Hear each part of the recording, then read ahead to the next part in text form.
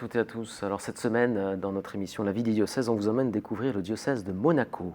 Un diocèse qui correspond à la fameuse principauté de Monaco, qui est le deuxième plus petit État au monde, à la réputation assez marquée d'une population privilégiée. Mais en réalité, Monaco, et c'est aussi autre chose, et on va le découvrir au cours de cette émission, Monaco accueille notamment à peu près 60 000 travailleurs extérieurs chaque jour. Alors à noter aussi qu'à Monaco, le catholicisme est la religion officielle. On en parlera évidemment car ça a des implications. À Monaco, on compte 38 000 habitants. Le diocèse compte, lui, 6 paroisses et 2 établissements scolaires de l'enseignement catholique. Alors en termes de moyens humains, dans ce diocèse, on compte à peu près 25 prêtres, dont 20 qui ont de moins de 75 ans. Alors c'est un clergé monégasque assez cosmopolite, il vient de différents horizons, mais il y a aussi des monégasques. On compte aussi 3 diacres permanents, 2 séminaristes qui sont actuellement en formation, et aussi une demi-douzaine de congrégations religieuses qui sont implantées. Et puis il faut savoir aussi qu'il y a des laïcs qui sont salariés, agents de l'État, mais au service du diocèse. On en parlera aussi dans cette émission. Et pour nous en parler, nous sommes donc très heureux d'accueillir Monseigneur Dominique-Marie David. Monseigneur, bonjour. Bonjour. Alors vous êtes donc archevêque de Monaco depuis mars 2020. Vous avez été précédemment recteur de la Trinité des Monts, une des églises françaises à Rome. C'était de 2016 à 2019. Alors quelques dates sur votre biographie. Vous êtes né en 1963. Vous avez été ordonné prêtre en 1991 pour le diocèse de Nantes, au sein de la communauté de l'Emmanuel. Au sein de cette communauté, vous avez eu plusieurs responsabilités. Alors, on va citer notamment celle d'être responsable des ministres ordonnés, prêtres et diacres, et aussi des séminaristes de la communauté de l'Emmanuel. Alors, votre devise épiscopale, fidèle, est celui qui vous appelle ou qui nous appelle, puisque cela peut avoir plusieurs significations. Alors, Monseigneur David, pour commencer peut-être cette émission, on pourrait remonter jusqu'à votre ordination. Donc le 8 mars 2020, ordination épiscopale, vous êtes installé à ce moment-là comme archevêque de Monaco dans une cathédrale qui est bondée, beaucoup de monde, mais quelques jours plus tard, la principauté de Monaco, comme la France, est confinée. Et vous-même, comme tout le monde. Alors, comment vous avez fait pour finalement vous familiariser avec ce diocèse, puisque finalement, quelques jours après votre ordination, vous étiez confiné et avec l'impossibilité, en tout cas, de rencontrer, comme peut le faire un évêque, réellement, physiquement, beaucoup de monde en même temps. Alors vous avez tout à fait raison. C'est vrai que quand on s'imagine devenir évêque, on se pose beaucoup de questions. C'est un monde inédit, inconnu, mais on prévoit quand même, et d'ailleurs certains de vos confrères journalistes m'avaient interrogé, que pensez-vous faire en arrivant à Monaco? Et bien imprudemment, j'avais dit immédiatement aller à la rencontre de ceux qui me seront confiés. Eh bien, vous l'avez dit, le 8 mars, c'était la dernière limite. Nous avions une cathédrale effectivement pleine pour vivre ce grand événement qui, à Monaco, était à la fois un événement religieux et national. Mais c'était le dernier moment. Même des membres de ma famille m'ont même dit « On s'est longtemps souvenu de ton ordination parce qu'après, il n'y avait plus rien. » Et donc, il y avait un grand vide après ce grand moment de célébration, ce grand moment pour l'Église et la principauté. Alors effectivement, commencer comme pasteur par une période de retrait, de confinement, c'est un peu éprouvant.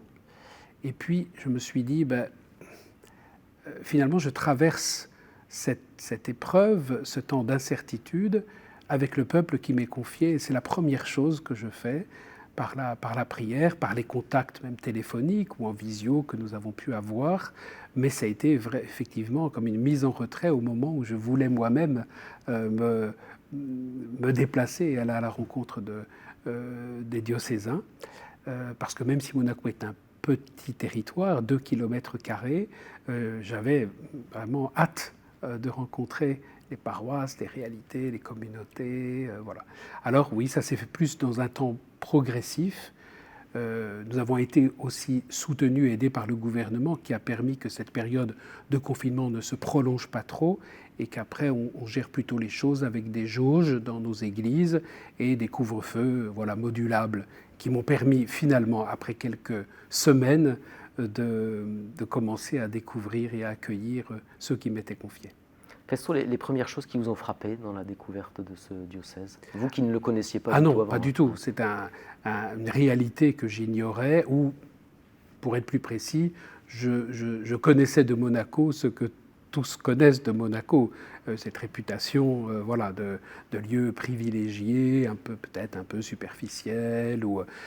Bon, je savais qu'il y avait un évêque, il y avait une église, mais je n'avais aucune idée de cette mission propre dans un État si particulier.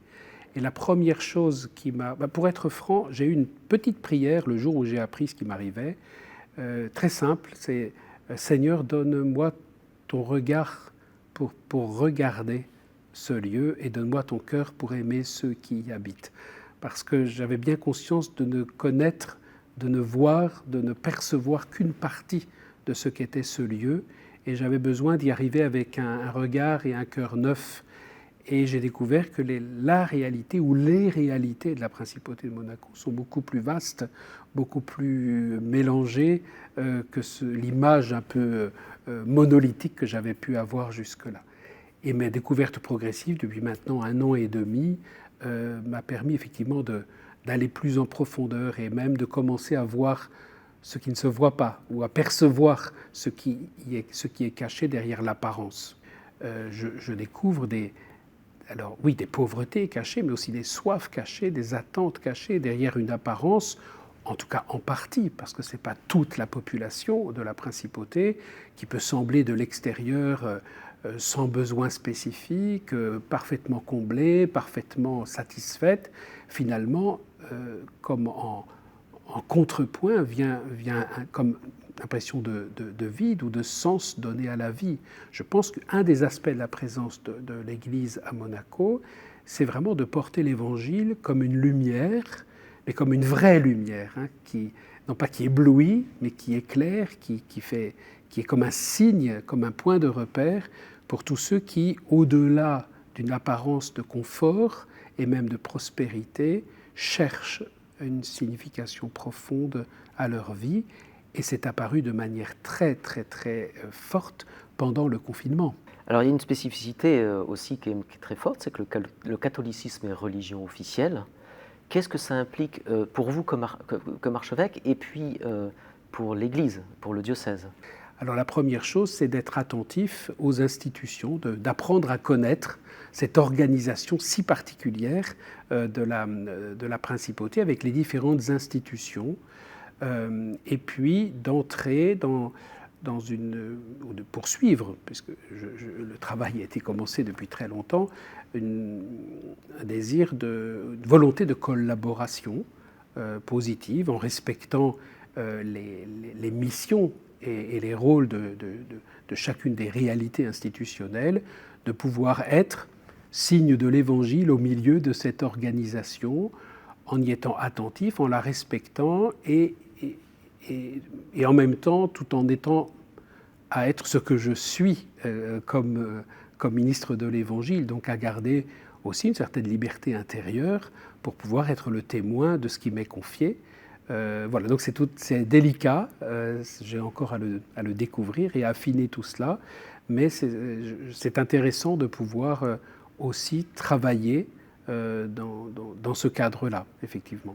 Alors, ce n'est pas exactement un concordat, mais ce sont des conventions, hein, c'est ça qui lie...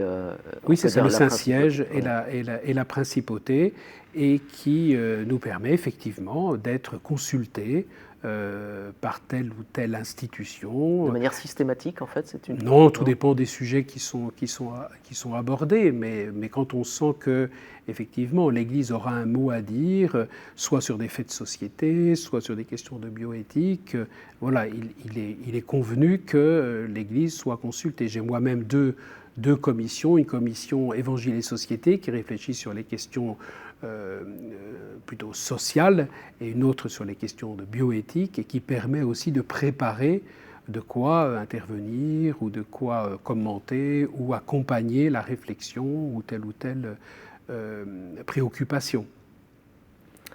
Alors, on parlait hein, donc de cette spécificité du catholicisme comme religion officielle.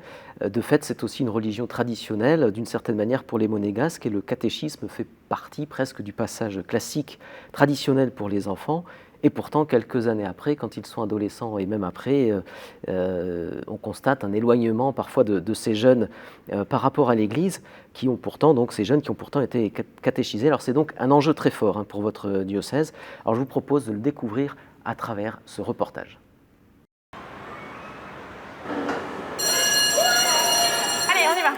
Au collège Charles III de Monaco, comme chaque jeudi matin, Clotilde Bresson anime son cours d'instruction religieuse. Comment on connaît la vie de Jésus? Grâce aux évangiles. Oui, les évangiles, tout le monde se souvient de ce mot? Donc c'est les 4 livres qu'on trouve dans la Bible et qui sont lus par les chrétiens pour connaître la vie de Jésus. À Monaco, tous les élèves du CP à la 3e suivent 1 heure d'enseignement religieux chaque semaine. Thomas est ravi de compléter sa formation religieuse au collège. On voit Jésus quand il se fait baptiser. Ensuite, il parle un peu de la résurrection et toutes ces choses-là. Il y a beaucoup de choses à apprendre. Il y a la vie de Jésus, la vie d'autres personnes, très importante, et j'aime beaucoup, quoi. L'équipe pastorale de l'établissement tente de leur donner tous les éléments pour vivre une rencontre personnelle avec le Christ, qu'ils soient pratiquants ou non en famille. Quand voilà, ils ont un peu plus de 15 ans, qui commencent à grandir, c'est là en fait que ça va devenir réellement une adhésion personnelle, qui vont faire des expériences qui vont les marquer. Et ça, je pense qu'on a l'occasion, en étant présent en fait dans les établissements avec eux, de leur faire des propositions qui peuvent leur permettre d'expérimenter ça. Cet enseignement religieux s'arrête en classe de 3e, sauf pour les élèves ayant choisi un lycée d'enseignement catholique. Dans cette classe de terminale, plusieurs élèves sont investis dans la vie de l'Église. Près de la moitié d'entre eux se sont portés volontaires pour accompagner les confirmants. Ça nous a tellement suivis tout au long de notre cursus scolaire que oui, ça m'a aidé à croire en Dieu, à comprendre des choses sur la religion, etc. Pour d'autres, la pastorale du lycée est une porte d'entrée vers la foi, mais ne suffit pas. J'ai découvert la religion grâce au cours de culture religieuse parce que j'ai une famille qui n'est pas du tout pratiquante. Je suis jamais allée à l'église avec mes parents, etc. J'ai essayé d'y aller avec eux, mais ils m'ont pas suivie dans l'action de vouloir y aller. Donc en fait, j'y suis jamais allée, je me suis jamais investie parce que s'il faut que je le fasse, j'ai pas très envie de le faire toute seule et j'ai pas trouvé des gens pour le faire avec moi. Pour tenter de garder les jeunes dans la vie de l'église, la pastorale des jeunes à Monaco a une idée. Une fois sa journée au collège terminée, Clotilde Bresson rejoint son groupe de louanges. Ensemble, ils animent un Happy Hour with God à la chapelle de la Visitation.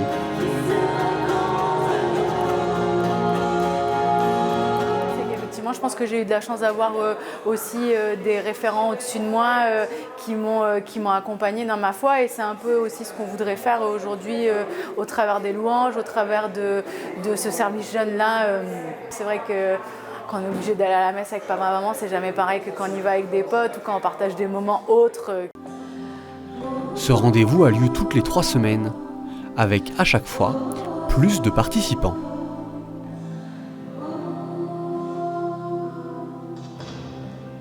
Alors, Monseigneur David, on l'a vu à travers ce reportage, c'est donc un enjeu très fort. Vous en faites même une priorité pour votre diocèse, de cette jeunesse. Alors c'est vrai, et d'autant plus que c'est un des aspects qui m'a le plus marqué en découvrant le diocèse. Malgré la période de confinement, très vite, j'ai saisi cette vitalité. Alors c'est vrai que Monaco est une ville cosmopolite, il y a plus de 100 nationalités, mais cette jeunesse très visible dans les établissements scolaires, tant les établissements publics que catholiques, a été une des belles découvertes et de belles surprises qui a marqué le début de mon ministère et qui me marque encore. Et en réalisant que chacun de ces enfants, chacun de ces jeunes pouvait à un moment ou l'autre croiser des témoins de l'Évangile, croiser des chrétiens, des professeurs d'instruction religieuse, des catéchistes, des prêtres, des laïcs actifs dans la vie de l'Église, et que toute cette population pouvait entendre parler du Christ et de son Évangile, est un atout extraordinaire. Comme vous le dites, c'est un vrai défi, parce qu'il ne s'agit pas simplement de rajouter des informations à une formation déjà dense et très exigeante à Monaco, dans tous les établissements scolaires. Donc comment faire pour que cette annonce de l'Évangile n'apparaisse pas comme un poids supplémentaire à intégrer ou comme un cours, alors qu'il fait partie du programme des établissements. Donc il y a un vrai défi, et j'ai choisi, après quelques semaines de réflexion, de mettre la priorité sur cet aspect. Vous savez, comme jeune évêque, il y a beaucoup de priorités, tout peut être prioritaire.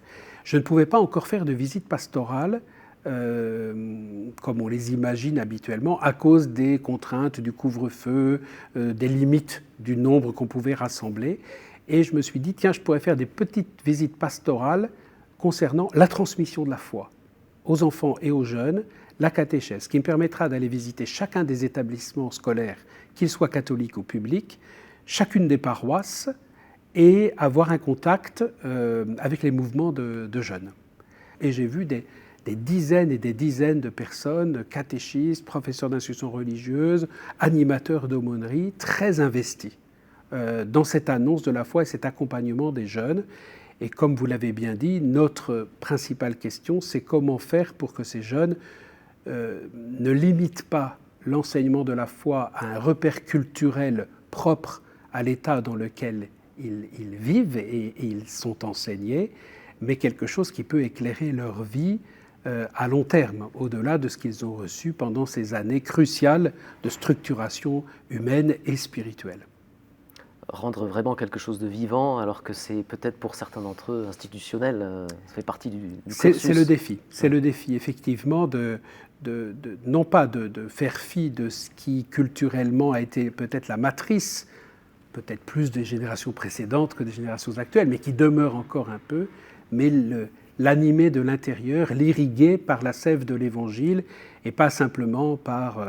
Voilà, c'est ce qu'on a toujours fait et on se le transmet comme ça un peu systématiquement de génération en génération, mais quelque chose qui peut être structurant pour eux, y compris lorsqu'ils quittent la principauté, puisqu'après le lycée, la quasi-majorité des jeunes poursuit sa formation ailleurs. Mais certains reviennent quand ils... Oui, certains reviennent comme jeunes professionnels, voilà, même après quelques expériences professionnelles à l'extérieur. Il n'est pas rare que des jeunes professionnels reviennent en principauté et soient en attente aussi de quelque chose qui les aide à vivre cette étape et toutes les questions qui peuvent les traverser. Et là, il y a une pastorale des jeunes professionnels qui se met en œuvre. Qui est en germe, et voilà, on en a déjà parlé avec l'équipe de coordination des jeunes, et c'est une des cibles, en tout cas si on peut dire, ou une des perspectives qu'on aurait envie d'ouvrir et de développer. Alors, Seigneur, parmi les autres enjeux importants de votre diocèse, il y a aussi la question de la formation.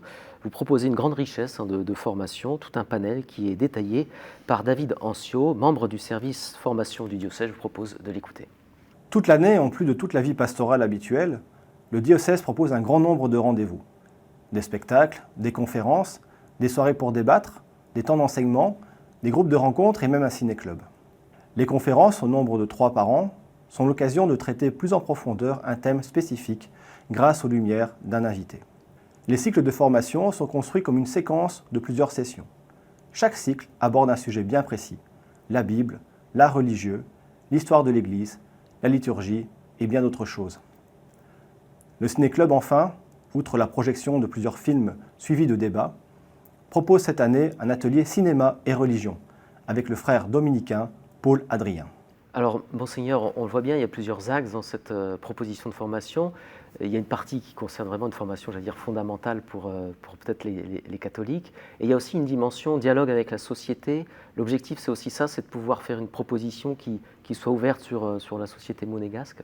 Oui, c'est une situation dont j'ai hérité avec bonheur. Vous avez vu, il y a aussi une vitalité, là aussi, forte, beaucoup d'initiatives, beaucoup de gens qui se dévouent à ce service. Alors, c'est vrai que là, on voit toute une succession de propositions. C'est un peu, bon, pas feu d'artifice, mais en tout cas un peu, voilà, ça jaillit d'un peu partout. Bon, là, c'est en résumé ce qu'on essaie de vivre. Ce qui est important, c'est l'esprit. Voilà. La cible, qui souhaite-t-on inviter? Et on voit bien qu'il y a deux aspects que nous essayons de tenir ensemble. Voilà, pour les fidèles, des propositions diverses qui correspondent aux différentes étapes de tout un chacun, des besoins, de mieux connaître la Bible, la liturgie, discuter sur des faits de société, et donc que les fidèles, dans leur diversité, puissent choisir ce qui leur convient et ce qui peut les aider à poursuivre une formation permanente, voilà, on peut le dire. Mais aussi, et ça c'est vraiment quelque chose auquel nous tenons beaucoup, c'est que ce soit aussi l'occasion d'un dialogue avec le plus grand nombre. la nouvelle maison diocésaine, qui est toute neuve, est aussi un des lieux. Elle s'appelle Agora, c'est-à-dire la place publique, le lieu d'échange, de dialogue, le lieu où on se croise, on parle. Et c'est vraiment dans cette optique que dans notre programme de formation, nous souhaitons toucher le plus grand nombre, surtout à partir des soirées débats. Voilà. Et c'est tout l'intérêt et l'enjeu de notre position à Monaco, qui ne doit pas être simplement une position officielle, institutionnelle ou protocolaire, mais un lieu d'échange, de dialogue, d'approfondissement que sans doute nos concitoyens n'ont pas si facilement que ça à disposition. La culture de Monaco est une culture de l'événementiel, c'est vrai. Il y a beaucoup d'événements de tous ordres, artistiques, scientifiques, sportifs, mais qu'il y ait aussi des événements à taille plus modeste où chacun se sente le bienvenu pour éclairer sa réflexion sur sa vie, sur la société et ouvrir des portes là où peut-être elles n'ont pas encore été ouvertes. Il nous semble intéressant que l'Église joue ce rôle. Alors, Monseigneur, on arrive à la dernière séquence de cette émission consacrée aux questions que les fidèles de votre diocèse vous adressent. Ça s'appelle les questions de terrain.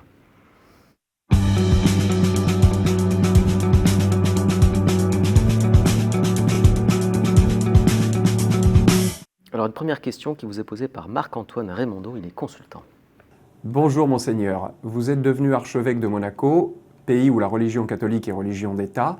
Trouvez-vous que c'est un avantage ou un handicap ?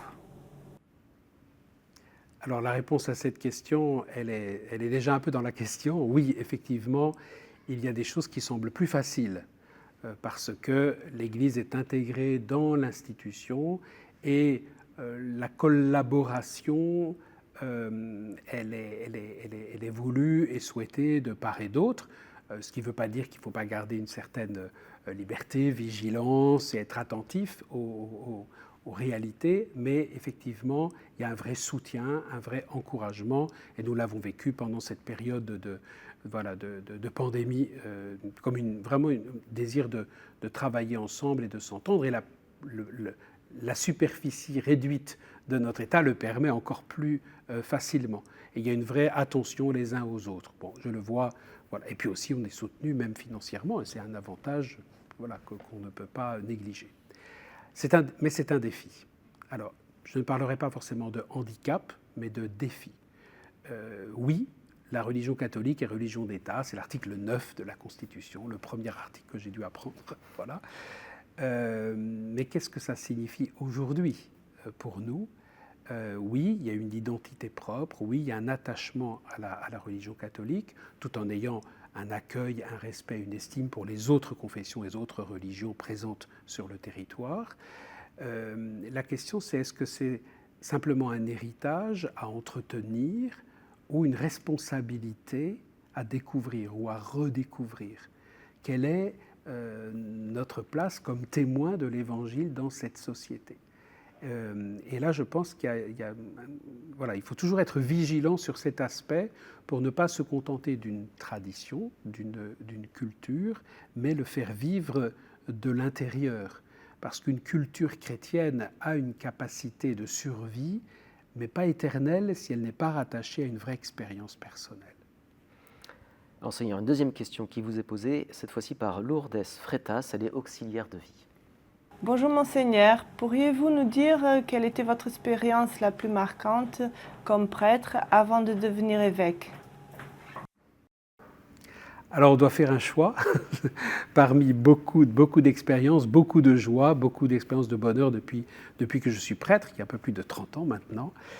Et le souvenir qui me vient à l'esprit, c'est un souvenir complètement aux antipodes de ce dont nous venons de parler, de l'endroit où je suis évêque aujourd'hui. C'est le souvenir d'une nuit de Noël dans un bidonville au Brésil, à Salvador de Bahia, il y a maintenant quelques années, où je suis allé visiter un prêtre de la communauté de l'Emmanuel.